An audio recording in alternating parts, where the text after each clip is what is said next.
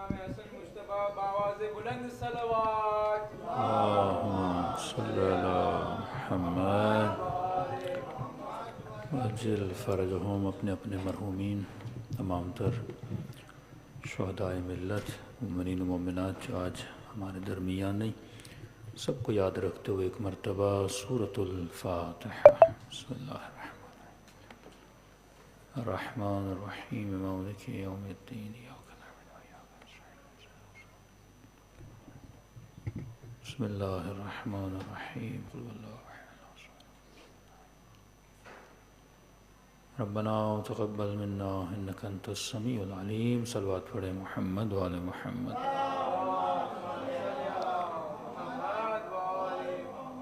بسم اللہ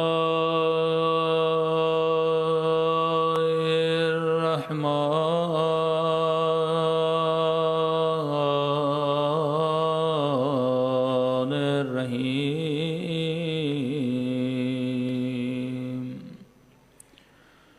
الحمد للہ رب العالمین۔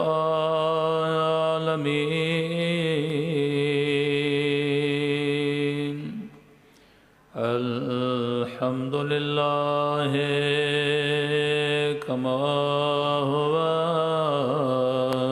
أهله۔ الصلاة والسلام على سيد المرسلين وخاتم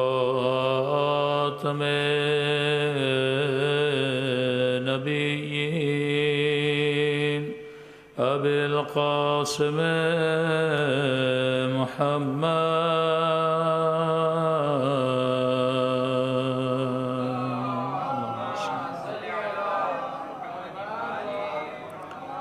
وعلى آله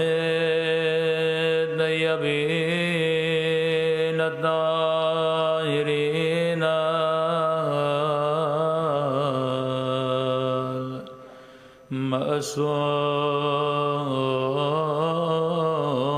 المعصومين۔ سب مل کے دعا امام زمانہ۔ اللہم کل ولیک حجت ابن الحسن صلواتک علیہ وعلی آبائه فی هذه الساعة وفي كل وليا وحافظا وقائدا وناصرا ودليلا وعينا حتى تسكنه أرضك طوعا وتمتعه فيها طويلا برحمتك يا أرحم الراحمين۔ صلوات پڑھے محمد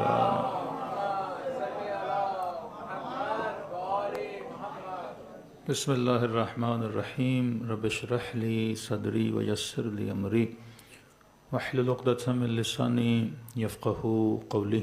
اما بعد فقد قال سبحانہ وتعالی فی محکم کتابہ بسم اللہ الرحمن الرحیم قل لا اسألکم علیہ اجرا الا المودۃ فی القربہ۔ صلوات پڑھے محمد وآل محمد۔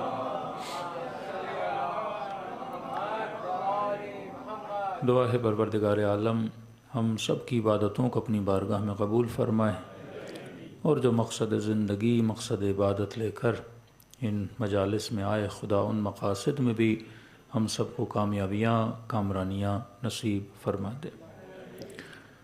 قرآن مجید کی بہت پیاری آیت کہ قُلْ لَا أَسْأَلُكُمْ عَلَيْهِ أَجْرًا إِلَّا الْمَوَدَّةَ فِي الْقُرْبَى۔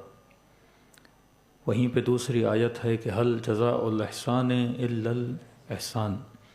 اگر کوئی آپ کے ساتھ نیکی کرے تو خدا کا حکم ہے کہ ہمیں بھی اس نیکی کا جواب نیکی سے دینا چاہیے۔ اور اس کائنات میں جس وجود نے انسانیت پر سب سے بڑی نیکی کی، اس وجود کا نام محمد مصطفیٰ ہے۔ اللہم صلی علی محمد یا رسول اللہ۔ نعرہ حیدری بھی لگا دیں۔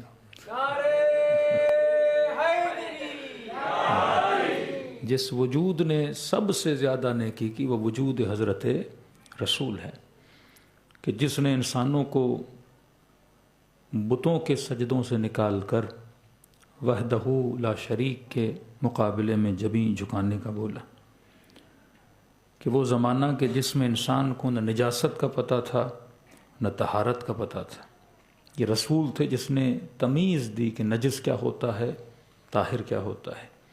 وہ زمانہ جس میں لوگ اپنی بیٹیوں کو زندہ درگور کیا کرتے تھے، رسول نے بتایا کہ بیٹی کی عزت کیا ہوتی ہے، بیٹیوں کا مقام کیا ہوتا ہے۔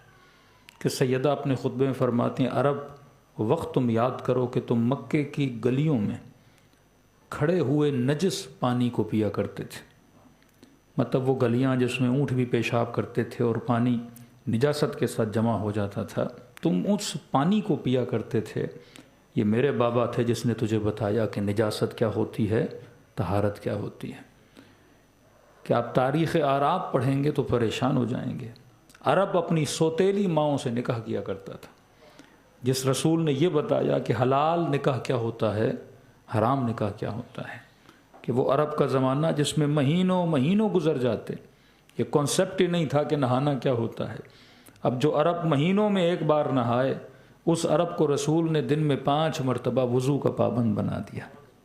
کبھی غسل جمعہ، کبھی غسل جنابت، کبھی غسل استغفار، کبھی غسل حاجت، کبھی غسل نشاط۔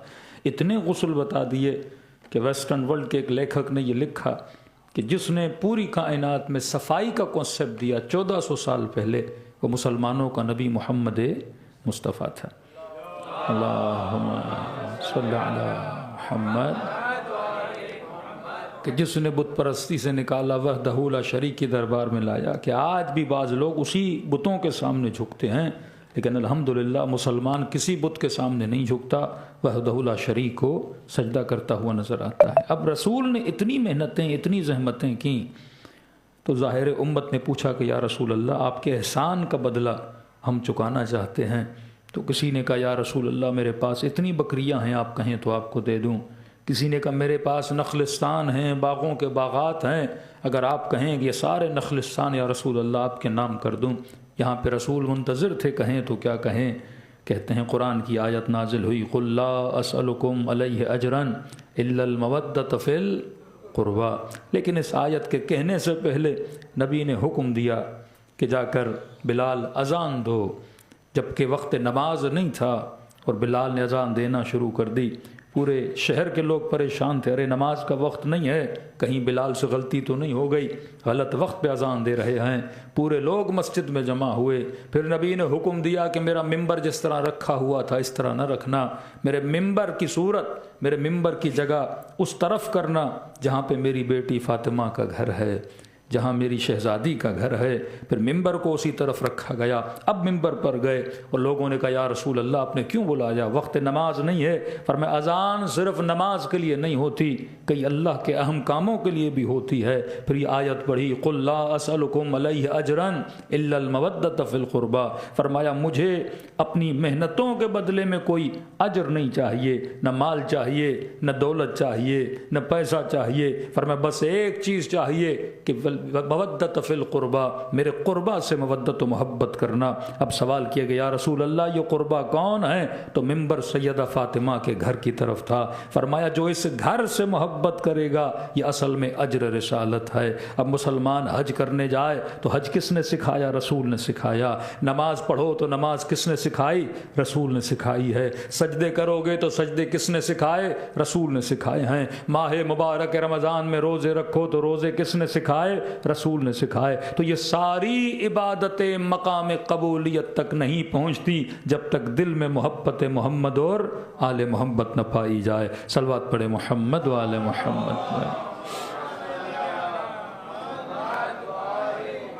اب اگر کوئی سجدہ کرے پر اس سجدے میں محبت حسین نہ ہو، اگر کوئی سجدہ کرے اور اس سجدے میں محبت امام حسن نہ ہو تو وہ سجدے منہ پہ مارے جائیں گے، کیونکہ جس نے احسان کیا احسان کا بدلہ یہ ہے کہ محمد اور آل محمد سے محبت کی جائے۔ اب آپ کہیں گے کہ مولانا 1400 سال کے بعد اگر ہم اظہار محبت کریں تو کیسے کریں؟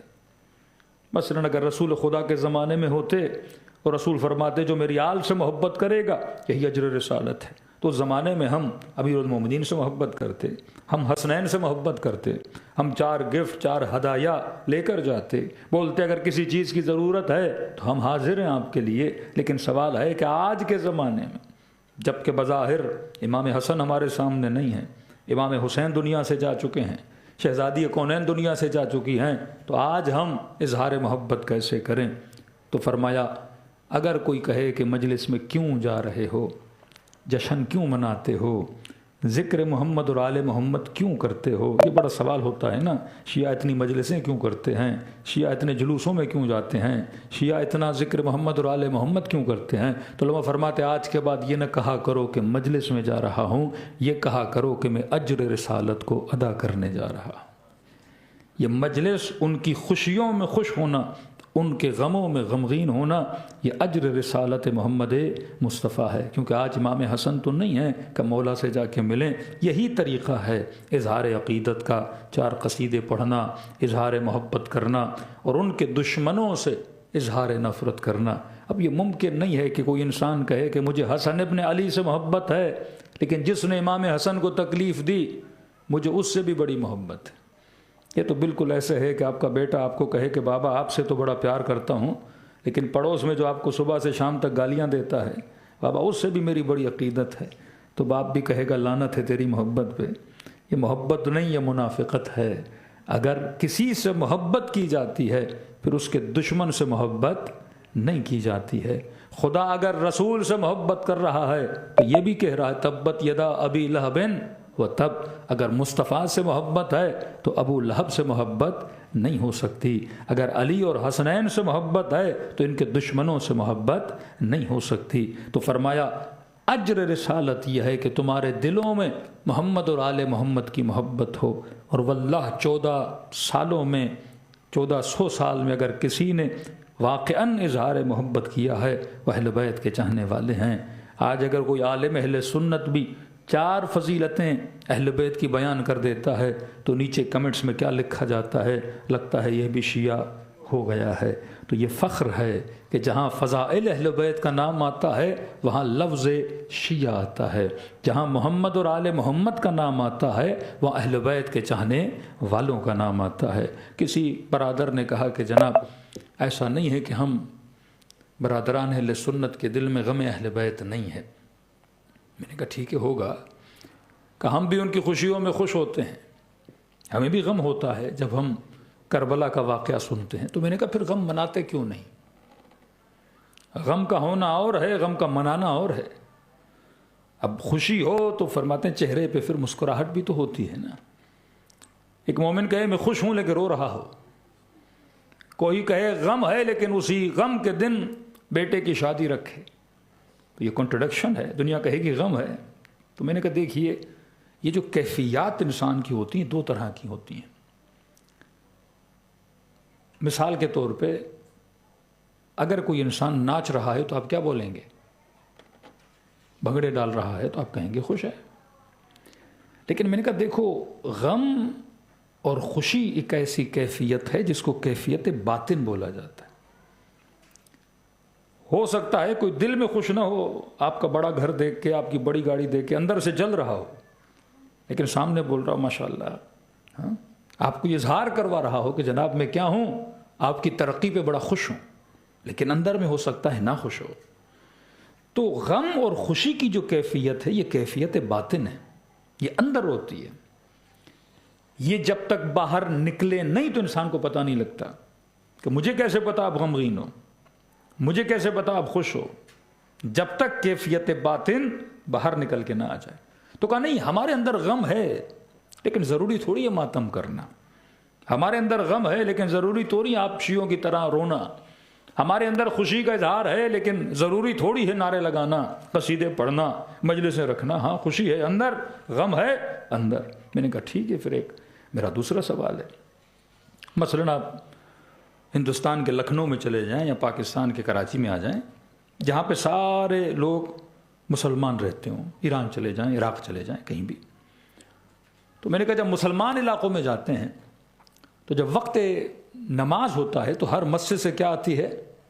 اذان آتی ہے۔ اور پاکستان میں دلّا ماشاء اللہ ہر 15-20 میٹر پہ ایک مسجد ہوتی ہے، اور ایسے لگتا ہے کہ اذانیں آپس میں لڑ رہی ہیں کہ اب کسی کا روزے کا کھولنے کا کون سا ٹائم، کسی کا کون سا ٹائم، تو اذانیں شروع ہوتی ہیں اور آدھے گھنٹے یہ اذانیں چلتی رہتی ہیں۔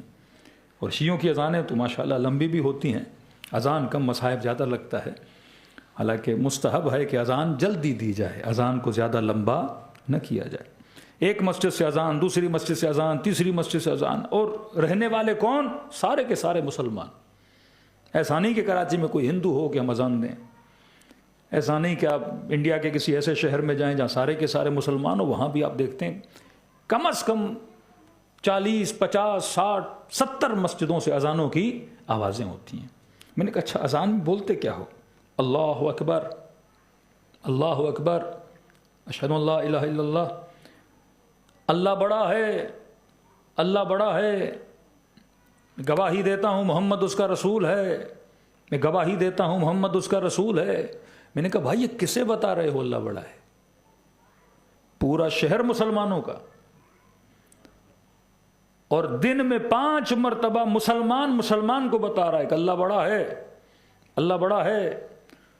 اور پھر مسلمان کو کہتا میں گواہی دیتا ہوں کہ محمد اللہ کا رسول ہے۔ یہ بالکل ایسے ہے کہ یہاں مسجد میں، شیعوں کی مسجد ہے نا، ہر مومن آئے تو مومن کو پکڑ کے بولوں پنجتن 5 ہیں، معصوم 12 ہیں، معصوم 14 ہیں، امام 12 ہیں، پھر مومن بیٹھ جائے، پھر 10 منٹ کے بعد بولوں پنجتن 5 ہیں، ہاں معصوم 14 ہیں، امام 12 ہیں۔ آپ ایک بار سنو گے، 2 بار سنو گے، بھائی کیا ہو گیا ہے، میں شیعہ اور آپ مجھے ہی بتا رہے ہو کہ پنجتن 5 ہیں؟ آ جاؤ ساتھ میں کوئی اہل سنت کی مسجد ہے، وہاں جا کے بولو کہ معصوم 14 ہیں، امام 12 ہیں، پنجتن 5 ہیں، تو آپ چڑھو گے۔ بولوں نہیں، دن میں 5 مرتبہ تجھے بتاؤں گا کہ پنجتن 5 ہیں، معصوم 14 ہیں، اور امام کیا ہیں؟ 12 ہیں۔ تو جسے پتا ہے اسے بتانے کی ضرورت نہیں۔ آپ بولو کہ میں شیعہ ہوں، شیعہ کو کیا بتا رہے ہو آپ کہ معصوم 14 ہیں؟ تو سوال ہے جو پوری بستی مسلمانوں کی ہے، اس مسلمانوں کی بستی میں ایک مسجد نہیں 70-80 مسجدوں سے یہ اعلان ہو رہا ہے اللہ بڑا ہے، اللہ 4 بار اللہ بڑا ہے، محمد اس کا رسول ہے۔ میں نے کہا اذان کس لیے دے رہے ہو؟ نمازیوں کو مسجد میں بلانے کے لیے۔ تو سیدھا کہو حی علی الصلاح، حی علی الصلاح، حی علی الفلاح، آؤ کامیابی کی طرف، آؤ نماز کی طرف، جس طرح عید کی نماز میں ہوتا ہے الصلاح الصلاح، بات ہی ختم ہو گئی کہ نماز شروع ہو رہی ہے۔ میں نے کہا یہ ڈیلی اعلان کرنا کہ اللہ بڑا ہے، یہ ڈیلی 4 بار اعلان کرنا کہ اللہ بڑا ہے، پھر پیش امام نماز میں اقامت میں یہ 2 بار کہے کہ اللہ بڑا ہے، محمد اس کا رسول ہے۔ میں نے کہا اس کی وجہ کیا ہے؟ کہنے لگے مولانا مجبوری ہے۔ میں نے کہا کیا مجبوری ہے؟ کہ دین اسلام کا حکم ہے، کیونکہ عقیدہ کیفیت باطن کا نام ہے، عقیدہ اندر کی کیفیت کا نام ہے۔ کیسے پتا چلے کہ میرا عقیدہ کیا ہے؟ جب تک میں اظہار نہیں کروں گا تب تک پتا نہیں چلے گا۔ میں نے کہا اسی طرح غم بھی کیفیت باطن کا نام ہے، جب تک سینے پہ ہاتھ نہیں آئے گا، جب تک آنکھوں میں آنسو نہیں آئے گا، جب تک منہ پہ نعرہ حیدری نہیں آئے گا، تو کیسے پتا چلے گا کہ تیرے وجود میں خوشی پائی جاتی ہے یا غم پایا جاتا ہے؟ صلوات پڑھے محمد وآل محمد۔ محمد عجل فرجہم، تو اجر رسالت ہر مسلمان پہ واجب ہے۔ اگر عمرہ کرے، طواف کرے، لیکن حضرت رسول کا اجر ادا نہ کرے تو عمرہ قبول نہیں ہے۔ کیوں؟ رسول نے وہ حدیث فرمایا، علی اگر کوئی احد کے پہاڑ جتنی اللہ کی راہ میں خیرات دے دے، اگر پورا سال روزے رکھے، پوری زندگی اللہ کے سجدوں میں گزر جائے، لیکن اگر اس کے دل میں تیری اور تیرے آل کی محبت نہ ہو تو ساری عبادتیں اس کے منہ پہ ماری جاتی ہیں۔ دیکھیے رسول بھی بارہا مختلف اعمال سے یہ بتاتے تھے کہ میں علی اور آل علی سے کتنی محبت کرتا ہوں۔ حدیث بڑی پیاری ہے، ملتا نبی کی خدمت میں جو بھی آتا تھا، بیمار تھا، پریشان تھا، بے اولاد تھا، قرض دار تھا، یا رسول اللہ میرے حق میں کیا کیجئے؟ دعا کیجئے۔ کہتے نبی اب دعا مختلف انداز میں کر سکتے تھے، لیکن بارہا اپنی دعاؤں میں محمد اور آل محمد کے ذکر کرنے کا نتیجہ یہ تھا کہ لوگوں کو بتائیں کہ ان کی محبت میں ہی تمہاری فلاح و بہبود ہے، کیونکہ ان سے محبت کرو گے تو ان کے کردار سے محبت کرو گے، ان سے محبت کرو گے تو ان کے دشمنوں سے اور ان کے کردار سے دوری کرو گے تو تمہارے وجود میں نور و نورانیت آ جائے گی۔ اب جو بھی آیا، یا رسول اللہ میرے حق میں دعا کیجئے۔ فرماتے نبی جب بھی دعا کرتے تھے ایک خاص انداز میں دعا کرتے تھے، ہاتھوں کو بلند کرتے تھے اور فرماتے تھے اللہم ارحم علی فلان بحق علی، اے خدا فلاں پر رحم کر، کس کے صدقے میں؟ علی ابن ابی طالب کے صدقے میں۔ کا ایک بیمار آیا اس انداز سے دعا کی، دوسرا بیمار آیا اسی انداز سے دعا کی، تیسرا بیمار آیا اسی انداز سے دعا کی۔ اب ظاہر ہے اطراف میں جو بیٹھے تھے سب کے دل خوش تو نہیں ہوتے تھے نا آل رسول کا نام سن کے، تو انہوں نے آپس میں چہمگوئیاں شروع کر دیں کہ دیکھو ارے یہ کیسے انصاف کی بات ہے، رسول ہیں جب بھی دعا کرتے ہیں کس کا نام لیتے ہیں؟ علی کا نام لیتے ہیں۔ آج کہہ دو کہ یا رسول اللہ ایک دو دعا میں کبھی اس کا نام بھی لے لیں، ہم بھی تو محفل میں بیٹھے ہیں، کبھی اس کا نام لے لیں۔ اب یہ کہاں جانتے تھے دعا قبول کروانی تھی، دعا کو ناکام تو نہیں کروانا تھا، تو یہ کہنے ہی والا تھا۔ تو اس کے دوسرے نے کہا جناب صبر کرو، صبر کا پھل میٹھا ہوتا ہے۔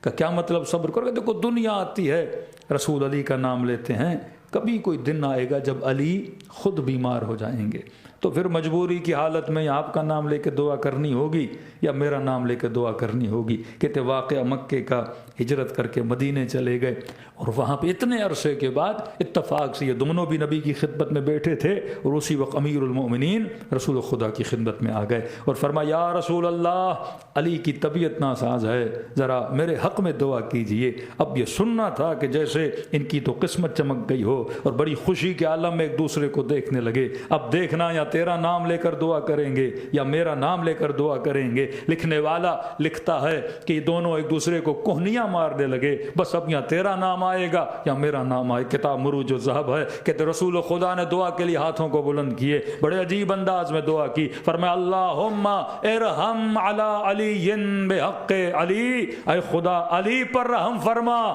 علی کے صدقے میں۔ صلوات پڑھے محمد و آل محمد۔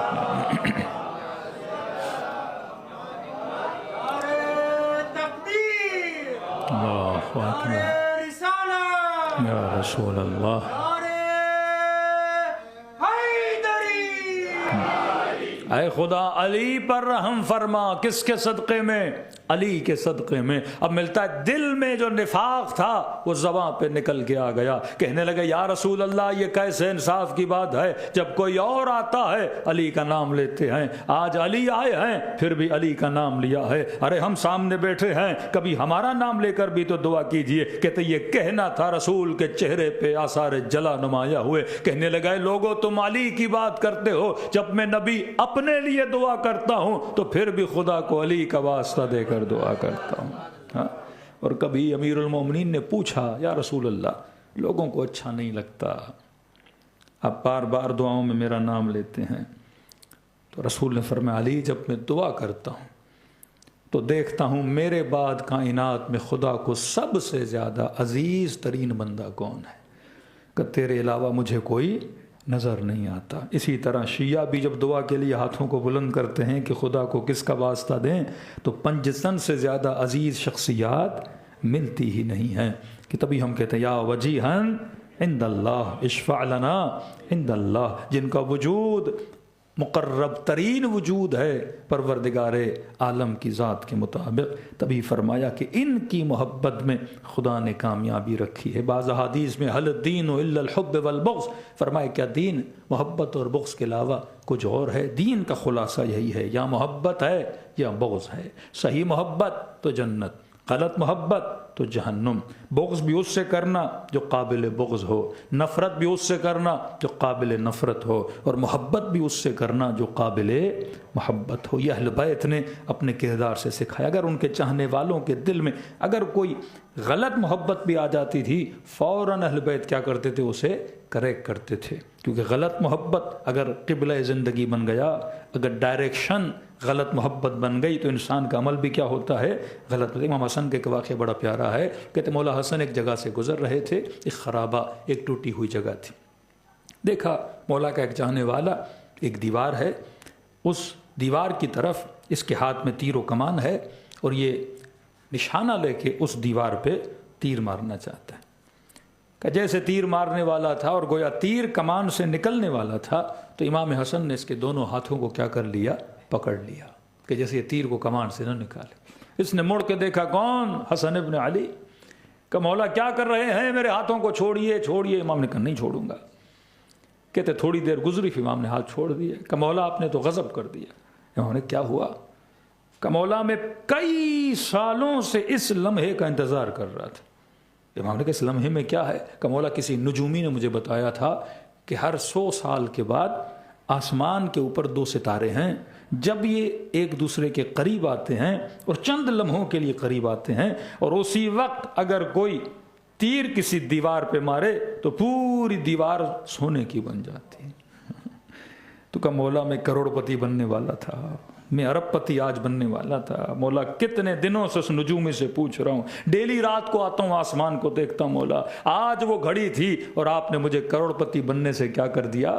مولا روک دیا۔ امام نے کہا اچھا، کہا مولا اب ستارے 100 سال کے بعد ملتے ہیں اور وہ لمحہ قریب آیا تھا اور آپ نے اسی وقت آج ہی پکڑنا تھا آپ نے مجھے۔ مولا کل پکڑ لیتے، دوپہر کو پکڑ لیتے، آج آ کے آپ نے پکڑ لیا۔ امام نے کہا کوئی بات نہیں ہے، تیر و کمان اٹھا۔ اس نے تیر و کمان اٹھایا۔ کہا مولا یہ ستارے 100 سال کے بعد ملتے ہیں۔ امام نے کہا اٹھا لے، اتفاق ہے پھر شاید مل جائیں۔ اس نے کہا ٹھیک ہے مولا۔ اس نے تیر و کمان اٹھایا، اس نے تیر کو کھینچا، اور جیسے کھینچا اور آسمان میں دیکھا وہ ستارے پھر قریب آ چکے تھے۔ اب یہ تیر کو چھوڑنے والا تھا، اس کی خوشی کا عالم تھا کہ مولا تو معجزہ ہو گیا ہے، جو ستارے 100 سال کے بعد ملتے ہیں یہ آج پھر مل چکے ہیں۔ اب چھوڑنے ہی والا تھا، مولا حسن نے پھر اس کے ہاتھوں کو پکڑ لیا۔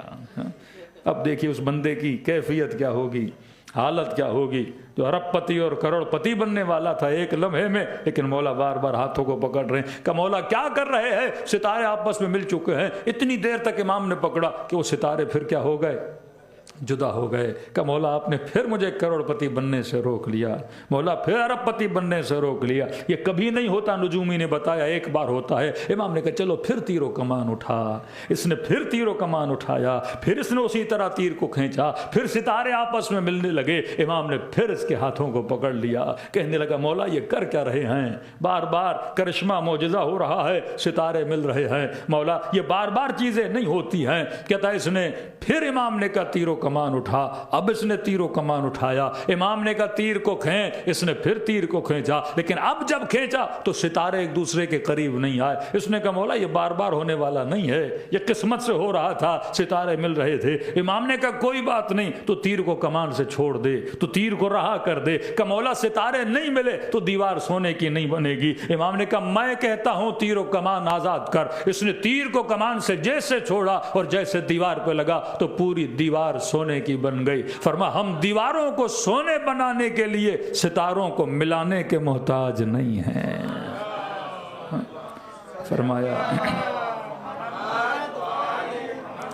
فرما ہم بس ارادہ کریں تو دیوار سونے کی بن سکتی ہے۔ اور کہا کہ تو نے شاید غور نہیں کیا، جب میں کہتا تھا تیر کو کھینچ تو ستارے ایک دوسرے کے قریب آتے تھے، اور تجھے سمجھانے کے لیے کہ اگر ہم چاہیں تو زمین کو سونا بنا سکتے ہیں، دیوار کو سونا بنا سکتے ہیں۔ کہ مولا جب آپ یہ چاہتے اور ہر چیز سونا بن سکتی ہے تو مولا بنا کیوں نہیں رہے؟ امام نے فرمایا تمہارے پاس وہ دولت ہے جو امیروں کے پاس بھی نہیں ہے۔ اگر تجھے یہ سونا چاہیے، آج میں حسن دینے کے لیے تیار ہوں، لیکن ایک چیز مجھے واپس کر دے۔ مولا کیا آپ مجھ سے لیں گے اور کیا مجھے دیں گے؟ کہ جس بھی دیوار کو بولے گا پوری سونے کی بن جائے گی، سارا سونا تیرا، لے جا امیر بن جا، لیکن ہماری محبت ہمیں واپس کر دے۔ کہنے لگا مولا واللہ دنیا بھی دی جائے آپ کی محبت واپس نہیں کروں گا۔ امام نے فرمایا اب بتا تو امیر ہے یا سونے والے امیر ہیں؟ جبکہ تو اتنی قیمتی چیز دینے کے لیے تیار نہیں ہے تو کبھی خود کو غریب نہ بولا کر۔ جس کے دل میں محبت محمد اور آل محمد ہے، فرمایا اس سے بڑا امیر روئے زمین انسان نہیں ہے، کیونکہ اسی محبت کے بدلے میں خدا تجھے وہ کچھ دے گا جس کا تم نے زندگی میں تصور نہیں کیا۔ یہ بڑی حدیث ہے نا، من مات علی حب آل محمد مات شہیدا، جو ان کی محبت میں دنیا سے چلا جائے وہ شہید ہو کے دنیا سے چلا جاتا ہے۔ مطلب زندگی کس کی محبت پہ گزرے؟ محمد اور آل محمد کی محبت میں۔ صلوات پڑھے محمد وعلی محمد۔ اب ایک 15 منٹ کے لیے کھڑکی آپ کے لیے کھول رہا ہوں، ذرا غور سے، اور آپ کے بچوں کے لیے کھڑکی بڑی اہم ہے۔ دیکھیے پوری زندگی انسان کی جو گزرتی ہے وہ محبت میں گزرتی ہے، پوری زندگی۔ صبح سے شام تک آپ محنت کرتے ہو اپنے بچوں کے لیے، 9 مہینہ ماں بچے کو شکم میں رکھتی ہے اس کی محبت کی خاطر۔ چوتھے امام سے کسی نے پوچھا نا کہ مولا 9 مہینہ ایک ماں بچہ شکم میں رکھتی ہے، 9 مہینہ 9 منتھ، یہ بچہ 9 مہینہ ماں کو کچھ نہیں دیتا، یہ ہو کہ ماں کو بہت کچھ دے، نہیں، 9 مہینہ تکلیف دیتا ہے، پیدا ہوتا ہے اور زیادہ تکلیف دیتا ہے۔ جو برتھ کا انسان کو پین ہوتا ہے، اور چلو پیدا ہو جائے تو اب ماں کو خوشی دے، نہیں، پھر ماں 2 سال 4 سال 5 سال اس کو بڑا کرے، اس کی نجاستیں، اس کی غلاظتیں، پوری رات اس کے لیے جاگے، اس کی بیماریاں، اس کا علاج، ڈاکٹر کے پاس لے جانا لے آنا۔ کہ مولا 9 مہینہ تکلیف دے، پیدا ہوتے تکلیف دے، پھر پیدا ہو ماں کا دودھ پیے، آرام، سکون، نیند، یہ سب کچھ اس ماں سے چھین لیتا ہے۔ کہ مولا نیچرلی یہ ہوتا ہے، انسان اس کے لیے کرتا ہے جو اس کو کچھ دے۔ یہ چیز سمجھ نہیں آتی، بچے نے ماں کو کچھ نہیں دیا لیکن ماں پھر بھی اس سے کیا کر رہی ہے؟ محبت کر رہی ہے۔ تو مولا نے فرمایا یہ نہ ماں کا کمال ہے نہ اس بچے کا کمال ہے، فرمایا اس محبت کا کمال ہے جو خدا نے ماں کے دل میں رکھی ہے۔ اگر خدا ماں کے دل میں بچے کی محبت نہ رکھتا، یہ ماں اس بچے کو نہ جنم دیتی نہ اس کو پالتی۔ اپنے جانور کچھ نہیں دیکھے، بچے پیدا کرتے ہوئے کیا کرتے ہیں؟ چھوڑ کے چلے جاتے ہیں۔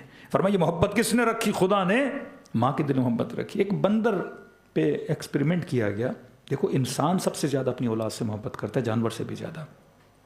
ایک بندریا کہتے ہیں، اس کو ایک پنجرے میں ڈالا، پنجرے کا نیچے جو گراؤنڈ تھا وہ ہیٹ والا گراؤنڈ تھا، اس کو انہوں نے جلا دیا۔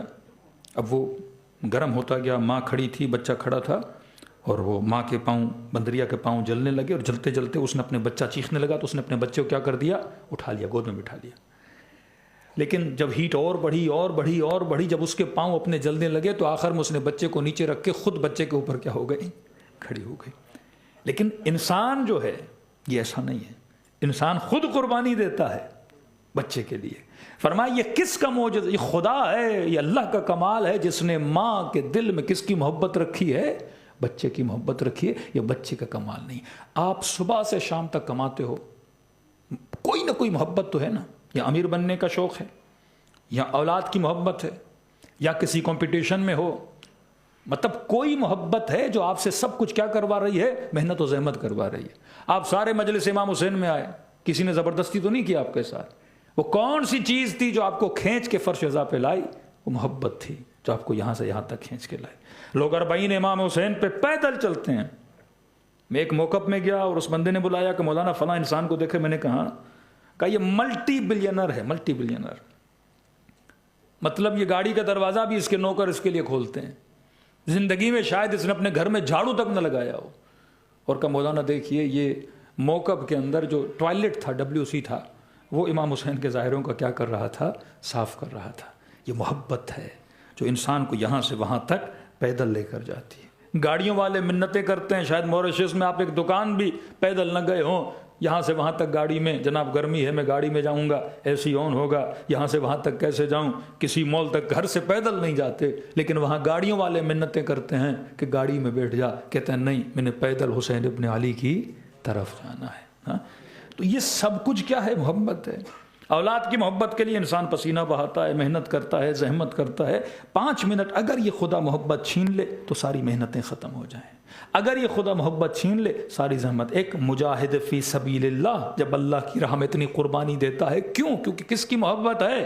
اللہ کی محبت ہے، جو صبح سے شام تک ماسو فرماتے ہیں کہ آخرت کے لیے مومن حریص ہوتا ہے، اس کے دل میں حرص ہوتا ہے۔ دنیا دار بندے کے دل میں مال دنیا کا حرص ہوتا ہے۔ اگر آپ کو تھوڑا سا آپشن ملے، 1 گھنٹہ یہاں جاؤ گے اتنا مال ملے گا، آپ جا کے حرص دنیا میں وہ کام کرو گے، لیکن فرمایا مومن حریص للآخرہ ہوتا ہے، حرص آخرت ہوتا ہے۔ یہ ایک بھی موقع نہیں جانے دیتا جس سے اس کی آخرت بنتی۔ امام حسین دیکھتے ہیں کتنا حرص آخرت ہے، علی اکبر کے دل میں کتنا حرص آخرت ہے، طلبگار آخرت ہیں، طلبگار جنت ہیں، طلبگار ملاقات پروردگار عالم ہیں کہ شب 19 امیر المومنین کے ضرب ضربت لگی، کیا فرمایا واللہ فزتو برب الکعبہ، کعبے کی رب کی قسم کہ علی آج کامیاب ہوا۔ یہ حرص ملاقات پروردگار عالم ہے۔ تو ہم جو کچھ کرتے، یہ گریوٹی جو ہمارے اندر ہے، یہ کس چیز کی وجہ سے ہے؟ محبتوں کی وجہ سے ہے۔ میرے عزیز، یہ محبت ہے جو جنتی بناتی ہے، اور یہی محبت ہے جو جہنمی بناتی ہے۔ محبت عرش تک بھی لے کے جاتی ہے، محبت فرش تک بھی لے کے آتی ہے۔ اب اہل بیت ہمیں یہ سکھاتے ہیں، کیونکہ محبت بہت خطرناک چیز ہے۔ اب اہل بیت نے یہ بتانا ہے کہ بندے خدا اپنی محبت کی سلیکشن میں 100 بار سوچنا کہ کس سے محبت کر رہے ہو۔ امیر شام بیٹے کی محبت میں گرفتار ہوا نا، خدا نے نوح کو کہا کہ بیٹے کی محبت میں گرفتار نہ ہونا، یہ محبت جہنمی بناتی ہے، یہ محبت جنتی بناتی۔ اب محبت اتنی سینسیٹیو کیوں ہے؟ مثال دے رہا ہوں آپ کو۔ آپ کے ذہن میں جنت کا کانسیپٹ کیا ہے؟ سورہ رحمان، حور، غلمان، دودھ کی نہریں، شہد کی نہریں۔ کیا جنت اس سب کے لیے ہے کہ ہم جنت میں جائیں گے؟ تو دنیا کا کوئی امیر بھی بول سکتا ہے جناب میں 2-3-4 سوئمنگ پول بنا دیتا ہوں دودھ کے اور شہد کے، اور دنیا کی حسیناؤں کو جمع کر دوں گا تو میری جنت تو یہیں ہو گئی۔ دوسرا سوال، آپ جب کربلا جاتے ہو تو ایک جملہ اردو میں بہت بولا جاتا ہے، کربلا مومن کی کیا ہے؟ جنت ہے۔ تو کربلا میں ایسا کیا ہے؟ دودھ کی نہریں تھیں، شہد کی نہریں ہیں، باغ و باغات ہیں، 50 ڈگری کی گرمی، صفائی کا فقدان، بندہ پیدل چلے، پسینہ بدن سے بہے، پاؤں میں چھالے پڑ جائیں، اور آپ پھر بھی کہو کہ کربلا مومن کی کیا ہے؟ جنت ہے۔ کانسیپٹ آف جنت کیا ہے؟ نہ حور ہے، نہ غلمہ ہے، نہ کھانا پینا ہے، کیا ہے کربلا؟ تو جواب ملتا ہے کیسی جنت ہے؟ آپ کا بدن تکلیف میں ہے، پاؤں میں چھالے پڑ گئے، چلا نہیں جا رہا، کہاں ساری تکلیف اپنی جگہ، لیکن جب نگاہ حسین کے روزے پہ پڑی تو کہا مولانا ایسا سکون ملا کہ گویا ساری تکلیفیں کیا ہو گیا، میں بھول گیا۔ سنا نا، جنت ماں کے قدموں میں ہے، تو ماں کے قدموں میں کیا دودھ کی نہریں ہیں؟ کیا شہد کی نہریں؟ کیوں کہا کہ جنت ماں کے قدموں میں ہے؟ یہ ہے کیا جنت؟ کہا کہ جب حسین کے روزے کو دیکھا تو مجھے کیا ملا؟ سکون ملا۔ جنت ایک ایسی جگہ ہے جہاں خدا نے کیا رکھا ہے؟ سکون رکھا ہے۔ ایک محبت ایسی ہے جو تجھے کیا دیتی ہے؟ سکون دیتی ہے۔ کربلا میں حسین کے روزے کو دیکھو گے تو روزہ کیا دے گا؟ سکون دے گا۔ یہ راز ہے جو اہل بیت آپ کو بتا کے جا رہے ہیں، ایک بہت بڑا گفٹ اہل بیت علیہ الصلوۃ والسلام اور معرفت اہل بیت کا، کہ یاد رکھو سکون کس چیز میں ملتا ہے۔ سکون مال میں نہیں، دولت میں نہیں، پیسے میں نہیں، گاڑی میں نہیں، سکون کس میں ہے؟ محبت میں ہے۔ اب آپ نے کہا کہ میں نے مولا حسین کے روزے کو دیکھا، قبر امام حسن کو دیکھا، مجھے کیا ملا؟ سکون ملا۔ اب میرا آپ سے ایک سوال ہے، آپ کو سکون ملا کیا کہ وہابی جب دیکھتا ہے سکون ملتا ہے؟ کہا نا کہ مومن و منافق کی پہچان کہ علی کا نام لو چہرہ کھلے تو مومن، چہرہ بگڑ جائے تو کیا ہے؟ منافق۔ ایک ہی نام ہے، دو کام کر رہا ہے، کسی کو جلا رہا ہے، کسی کو کھلا رہا ہے۔ ایک ہی نام لو، سکے کے گویا دو رخ ہیں، کسی کا چہرہ کھل جاتا ہے، کسی کا چہرہ مرجھا جاتا ہے۔ وہی روضہ حسین ابن علی، مومن دیکھے تو اس کا چہرہ کھل جائے، سکون مل جائے، اور وہیں پہ کسی وہابی کو لے جاؤ تو وہ جل کے مر جائے شاید۔ اس کو کرسی پہ باندھ کے امام حسین کے روضے کے سامنے بٹھا دو 2 گھنٹہ، تو وہ تو تڑپے گا کہ جناب کس بدعت میں لے کر آ گئے، کس شرک میں لے کر آ گئے، کس بت پرستیوں میں لے کر آ گئے، وہ تو جلے گا اندر سے۔ تو سوال ہے، اگر کربلا میں سکون ہوتا تو سب کے لیے ہوتا۔ جس طرح میں کہتا ہوں یہ پانی ہے، کوئی بھی پیے تو پیاس بجھے گی، اب چاہے دشمن علی پیے، چاہے دوست علی پیے، چاہے سلمان پیے، چاہے امیر شام پیے، پانی کا کام کیا ہے؟ پیاس بجھانا۔ تو اگر کربلا میں سکون ہے تو پھر سب کے لیے سکون ہو، اگر ذکر علی میں سکون ہے تو پھر سب کے لیے سکون ہو۔ لیکن ایسا نہیں ہے، کربلا شیعہ کے لیے باعث سکون، وہابی کا سکون تباہ۔ بھائی مندر ہے نا ہندوؤں کا، تو ایک ہندو جاتا ہے سکون ملتا ہے کہ نہیں ملتا؟ وہ کہتا ہے شانتی آ گئی مندر میں آ کر۔ لیکن آپ جاتے ہوتا ہے کلیسا چرچ میں، جب ایک مسیحی جاتا ہے تو اسے کیا ملتا ہے؟ سکون ملتا ہے۔ ہم جاتے ہیں تو ہمیں سکون نہیں ملتا۔ آپ کو پوچھا جائے گا مسجد میں سکون یا مندر میں، تو آپ کہو گے مسجد۔ ہندو سے کہو گے مسجد میں سکون یا مندر میں، کہے گا مندر۔ تو ہر کسی کا سکون اپنی اپنی جگہ پر ہے۔ تو پھر یہ تو سکون تو ڈیوائیڈ ہو گیا، ہندو کو مندر میں ملے، کرسچن کو چرچ میں ملے، شیعہ کو حرم اہل بیت اور کعبۃ اللہ اور روضہ رسول میں ملے۔ تو اصل میں سکون کہاں ہے؟ اگر کربلا میں سکون ہوتا، بین الحرمین کے ٹائل میں سکون ہوتا، مولا حسین کے گنبد کے سونے میں سکون ہوتا، تو پھر بازار میں جو گوڈ مل رہا ہے اس سے سکون کیوں نہیں مل رہا؟ یہ ٹائل جو آپ کے گھر میں لگا ہوا اس سے سکون کیوں نہیں مل رہا؟ مولا حسین کی چاندی کی زری کو پکڑتے ہو اور دیکھتے ہو، وہاں سکون کیوں ملتا ہے؟ تو اہل بیت یہ سمجھانا چاہتے ہیں، اللہ نے سکون رکھا ہے محبت میں، کسی کی بھی محبت ہو۔ آپ اپنے بیٹے کو لوگے، بیٹی کو لوگے سینے پہ، کہو گے میری بیٹی میرے دل کا چین ہے۔ ہاں، تیرا بیٹا روئے گا بھی تو کہو گے ماشاءاللہ کتنے۔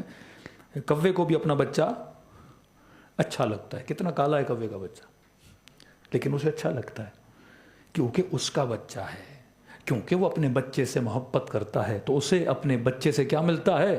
سکون ملتا ہے۔ اسی طرح آپ کا بچہ کوئی دل کا چین وین نہیں ہے، ہاں آپ کے لیے دل کا چین ہے۔ اب اس مومن کے رکھو سینے پہ، کہے گا بھائی مجھے کیوں چین ملے گا، اٹھا اپنا بچہ۔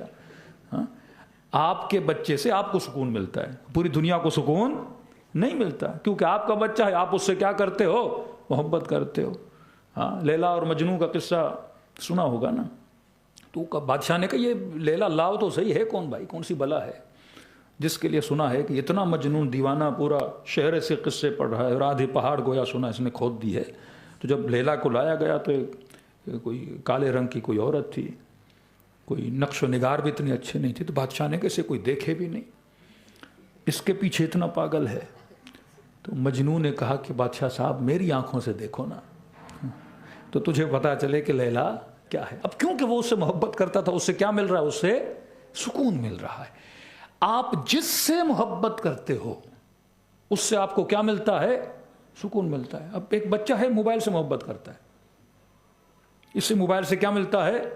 سکون ملتا ہے۔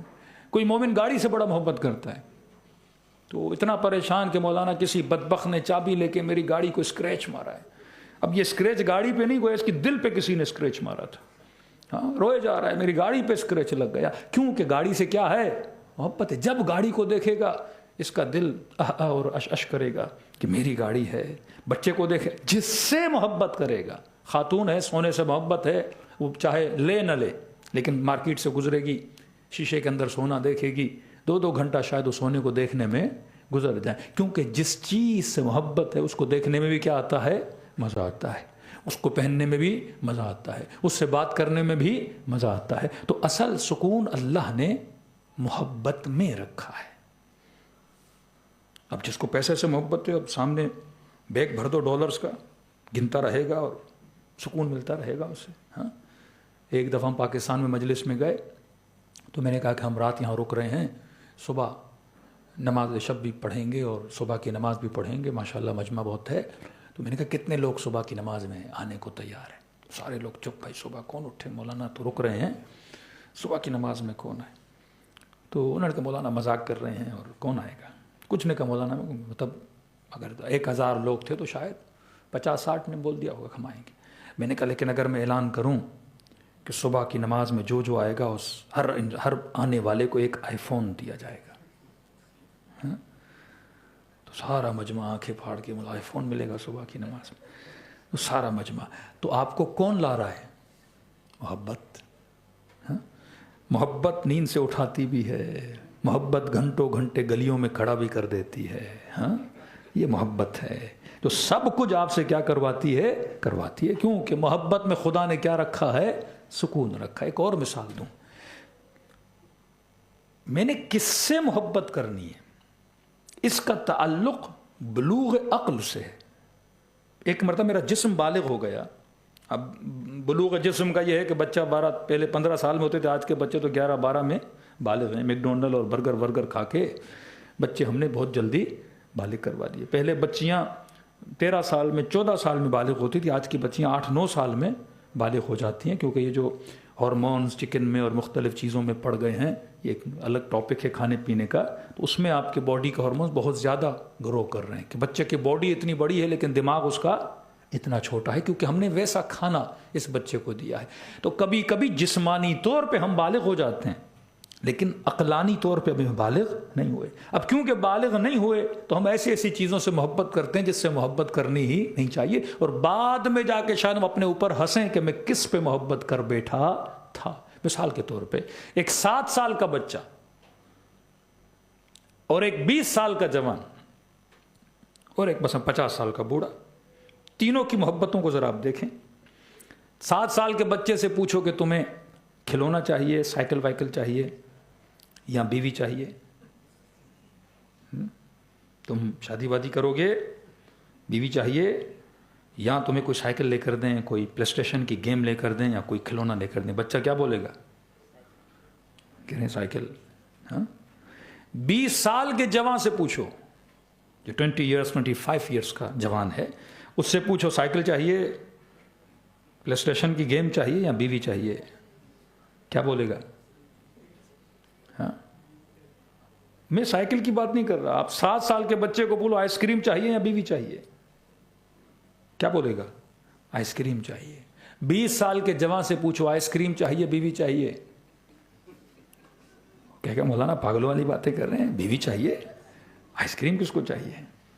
ہاں، تو 7 سال میں اس کے لیے بچے کے لیے محبت کیا ہے؟ Ice cream. 20 سال والے کے لیے محبت کیا ہے؟ بیوی. اور 40-50 والے سے پوچھو بیوی چاہیے آئس کریم ہے، دونوں نہیں چاہیے. وہ ایک ایسے تجربے پہ پہنچ چکا ہے، کہتے ہیں دونوں میں سکون نہیں ہے، میں اکیلا ہی اچھا ہوں. کوئی مسلح دے دے مولانا، اکیلا ٹریول کروں زندگی میں، وہ میرے لیے اچھا ہے. تو بائی ٹائم آپ کی محبت کیا ہو رہی ہے؟ بدل رہی ہے. when you were child or when you were 7 and 8 year old، تو اس ٹائم آپ کی جو لو اور محبت تھی وہ کوئی اور تھی. معرفت بڑھی، جب 20 سال میں پہنچے تو محبت اور بدل گئی، جب 40 سال میں پہنچے تو محبت اور بدل گئی. ہم کہیں مجلس پڑھ رہے تھے تو ایک مومن بیٹھے تھے، کوئی بیچارہ 35 سال کا تھا، تو 35 سال گزر گئے، اس نے شادی نہیں کی تھی. تو مجلس ختم ہوئی کہ مولانا یہ 35 سال کا ابھی تک اس کو آئس کریم اچھی لگتی ہے. تو بعض لوگ ابھی تک عقلانی طور پر بالغ نہیں ہوئے. تو اللہ نے سکون کس میں رکھا؟ محبت میں.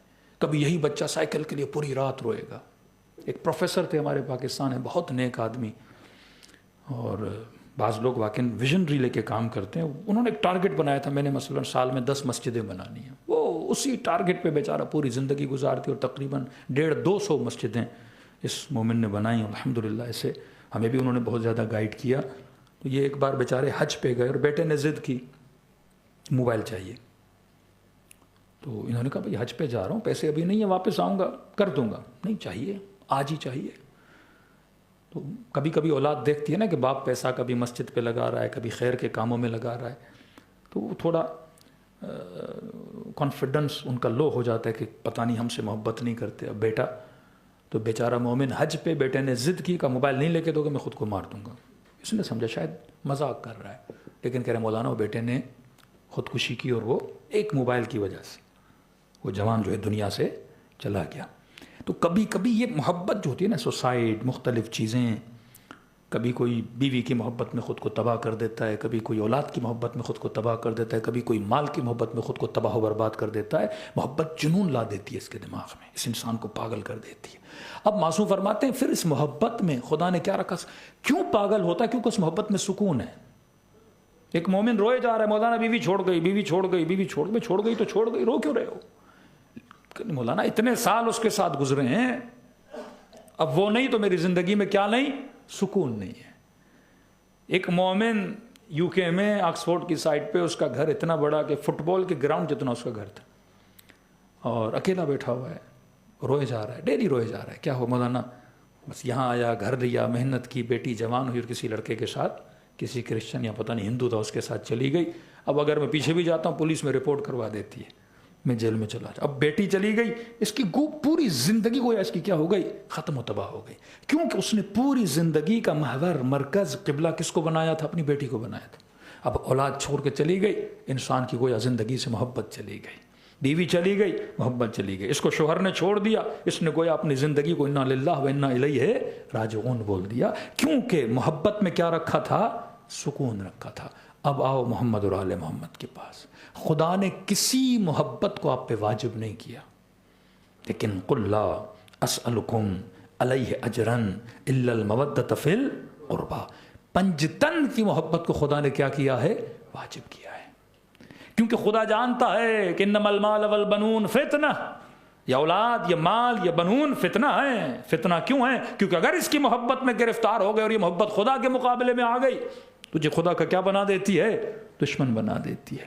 اب مولا سے پوچھو، مولا محبت میں سکون تو ہے، پیسے سے محبت کرو گے دیکھ کے سکون ملے گا، اولاد سے محبت ہے دیکھ کے سکون ملے گا، بیوی سے محبت ہے دیکھ کے سکون ملے گا. اور خدا خود فرماتے ہم نے شادی میں کیا رکھا؟ سکون رکھا. لتسکنوا، کہتے ہم نے اس لیے کہا شادی کرو تاکہ تمہارے گھر میں کیا آئے؟ سکون آئے.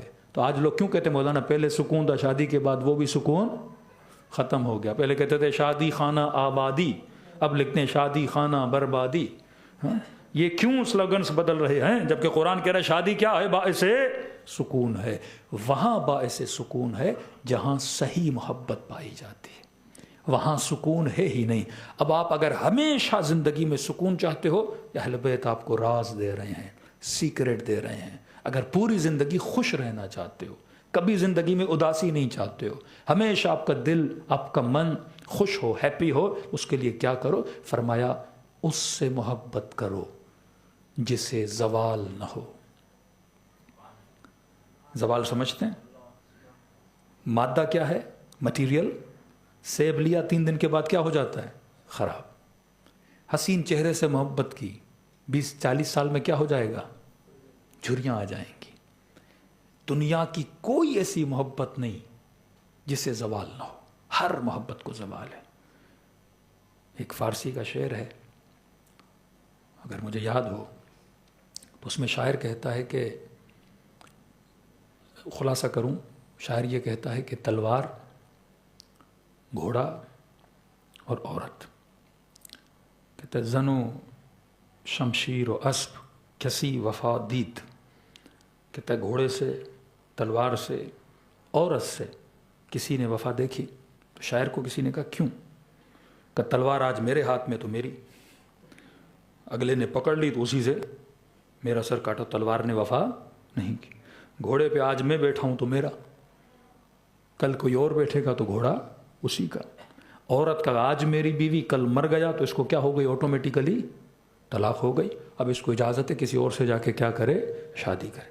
تو اس نے کہا زن و شمشیر و اسب کسی وفا دید، کہ گھوڑے سے، تلوار سے اور عورت سے کسی نے وفا دیکھی؟ تو کسی شاعر نے اس کا جواب لکھا کہ واللہ علی دید، علی دید، علی دید، کہ خدا کی قسم علی نے تینوں سے وفا دیکھی. اور ذوالفقار علی، علی سے وفا کی، دلدل علی، علی سے وفا کی، اور زوجہ علی فاطمۃ الزہرا علی سے وفا کی. محمد ہر شے کو زوال ہے. تو صرف آپ اپنے بچوں کو ایک چیز، واللہ اگر یہ چیز آپ نے اپنے بچے کے دماغ میں فیڈ کر دی کہ میرے لال محبت کرو، خدا تجھے محبت سے منع نہیں کرتا، لیکن حقیقی محبت، لازوال محبت اس سے کرنا جو لازوال ہو. عاشق کمال بننا، عاشق زوال نہ بننا. کمال مطلب جو پرفیکٹ ہو، جو پیور ہو، جو پرفیکشن کی طرف لے جائے. تم کسی سے بھی محبت کرو گے آخر میں وہ چیز کیا ہو جاتی ہے؟ ختم ہو جاتی ہے. تبھی فرمائے میاں بیوی اگر ایک دوسرے سے محبت کریں تو اپنے کیریکٹر کی وجہ سے محبت کریں.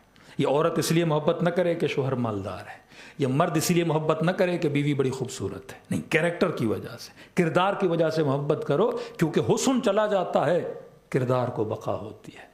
حسن چلا جاتا ہے لیکن کیریکٹر یہاں بھی باقی رہتا ہے، آخرت میں بھی باقی رہتا ہے. تو اگر امام حسین سے محبت کرو گے یہاں بھی سکون ملے گا، قبر میں بھی سکون ملے گا، آخرت میں بھی سکون ملے گا. اور آغا نراکی کا جملہ پڑھ کے اختتام کی طرف جاؤں، فرماتے دنیا کی ہر لذت کی انتہا نجاست ہے. کل بھی بتایا تھا، پانی پیو تو انتہا نجاست، لذت نکاح لو گے انتہا نجاست، کھانا کھاؤ گے انتہا نجاست. فرمایا پھر ایسی لذت کے عاشق نہ بنو جس کی انتہا نجاست ہو، ایسی لذت کے عاشق بنو جس کی ابتدا بھی نور ہو انتہا بھی نور ہو. تبھی کا الاؤ بذکر اللہ تطمئن القلوب، یہ خدا کا ذکر ہے جو دلوں کو کیا کرتا ہے؟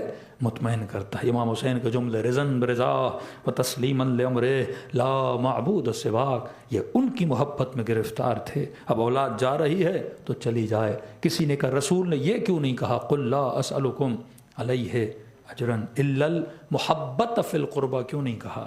یہ کیوں کہا الا المودت فی القربہ؟ عربی میں آپ کو پتا ہے ہر کیفیت کا الگ نام ہوتا ہے. اونٹ کے ہی انہوں نے کئی نام بتا دیے ہیں. فرمایا محبت، عشق، مودت یہ منازل ہیں، منازل ہیں. لیکن نبی نے فرمایا میری آل سے محبت نہیں کرنی، میری آل سے کیا کرنی ہے؟ مودت کرنی ہے. مودت محبت کی آخری منزل کا نام ہے. علماء نے اس طرح تشریح کی کہ دیکھو محبت بیوی سے کرتے ہو، بچوں سے کرتے ہو، گھر سے کرتے ہو، اپنی ذات سے کرتے ہو، اپنی قوم سے کرتے ہو، اپنی زبان سے کرتے ہو، اپنی کنٹری سے کرتے ہو، اپنی گاڑی اور روزگار سے کرتے ہو، ان سب سے کیا کرتے ہو؟ محبت کرتے ہو. کہ پھر مودت کیا ہے؟ فرمایا جہاں ساری محبتیں ختم ہوتی ہیں وہاں سے مودت کی ابتدا ہوتی ہے. اور واقعاً اگر مودت کو دیکھنا ہو تو آئینہ کربلا میں دیکھو، جہاں حسین نے سب کچھ کیا کر دیا؟ لٹا دیا. مال بھی قربان کیا، 6 مہینے کا بچہ قربان کیا، 18 سال کا جوان قربان کیا، ماؤں بہنوں کو قربان کیا، یہ بتانے کے لیے کہ حسین کس سے مودت کرتے ہیں؟ پروردگار عالم سے مودت کرتے ہیں. آج آپ ان مجاہدین اسلام کو دیکھ رہے ہیں، واللہ رسول نے ایسے جناب سلمان کی پیٹھ پہ تھپکی دے کے ہاتھ مار کے اپنے اصحاب کو کہا تھا اس کی قوم، جناب سلمان کی طرف، اس کی قوم، فرما علم اگر سریا پر بھی ہوگا، سریا ایک ستارہ تھا جو سب سے دور ہے، کہ علم اگر سریا پر بھی ہوگا تو اس کی قوم وہاں سے علم لے کر آئے گی. ایرانی قوم کے حوصلے واقعاً بلند حوصلے ہیں. انہوں نے آج پریکٹیکلی ثابت کیا کہ مودت اہل بیت میں کس طرح قربانی دی جاتی ہے. وہ 8 سال کی جنگ ہو، وہ 12 دن کی جنگ ہو، دوسری قومیں اپنے فوجی قربان کرتی ہیں اور یہ قوم کی قربانی ہی جرنل سے شروع ہوتی ہے. دوسرے ملکوں کے جرنل ایسی کے روم میں بیٹھے ہوتے ہیں اور فوجیوں کی قربانیوں پہ تالیاں بجا رہے ہوتے ہیں، لیکن یہاں قربانی جرنل سے شروع ہوتی ہے. بچوں کی قربانی ماں نے قربانی کی. اور غیبت نعمانی جب آپ پڑھیں گے امام زمانہ کی، اس میں لکھا ہوا ہے کہ امام زمانہ کے ظہور سے پہلے خدا ایک قوم پیدا کرے گا اور مثال دی آہنی قوم ہوگی کہ جو بچوں کی قربانی سے دریغ نہیں کریں گے، جو اپنے مال سے، اپنے ہر چیز سے. اور واقعاً یہ اشارہ اسی قوم کی طرف ہے. آج علم کا جو اشارہ رسول نے دیا، آپ نجف چلے جائیں، جتنے مراجع کی قبور دیکھتے ہیں اس میں مور دین 80% مراجع کا تعلق کس سے ہے؟ ایران سے ہے. ایون صحاستہ جو اہل سنت کی کتابیں ہیں ان سب کے رائٹر کون ہیں؟ ایرانی ہیں. آپ کے کتب اربعہ کے رائٹر دیکھیں گے کون ہیں؟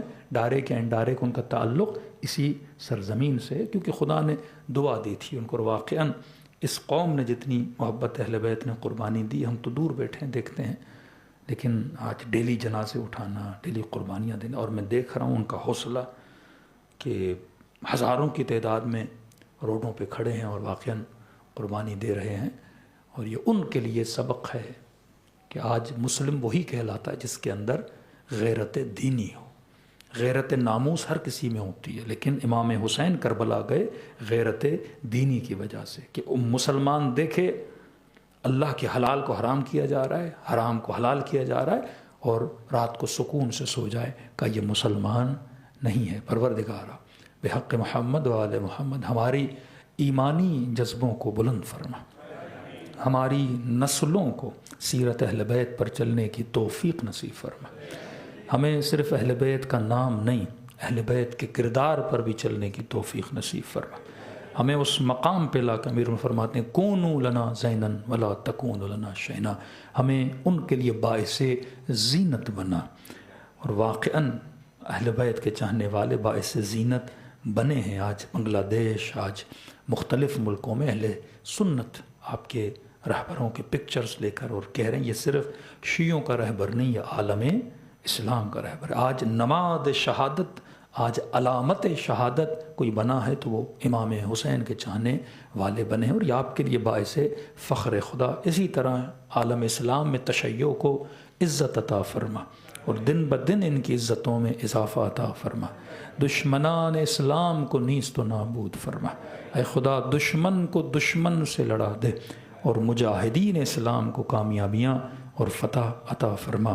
مراجع اسلام کی عمر کو طولانی فرما، اور تشیع میں جو اختلافات ہیں ان اختلافات کو دور فرما، ہمیں متحد بنا، اور اس طرح بنا جس سے امام زمانہ کی دل کی خوشی ظاہر ہو جائے۔